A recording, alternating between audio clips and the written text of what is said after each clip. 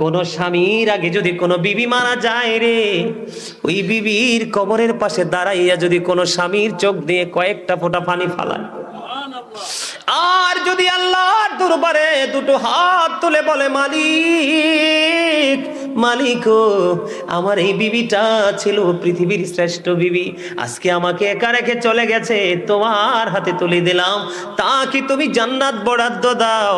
আমার নবীজি জানিয়ে দিয়েছে, ওই স্বামী যদি দোয়া করে স্ত্রীর জান্নাত বরাদ্দ হয়, তার সুখ কেউ কেড়ে নিতে পারে না। বন্ধুরে আমার, আমি বলতেছিলাম, মা বোনরা, স্বামী কাছে না থাকলে, যাদের স্বামী বিদেশে আছে, আপনারা সুন্দর করে সাজগোজ করার প্রয়োজন নেই, স্বামীর জন্য অপেক্ষা করুন, স্বামী আপনার প্রিয় স্বামী কাছে ফিরে আসবে। আল্লাহর হাবিব বলেছেন, নির্জনে যখন বেগানা একটা পুরুষ এবং একটা নারী থাকবে, মনে রাখবেন থার্ড পারসন থাকবে শয়তান। কথা কি আপনারা বোঝেন?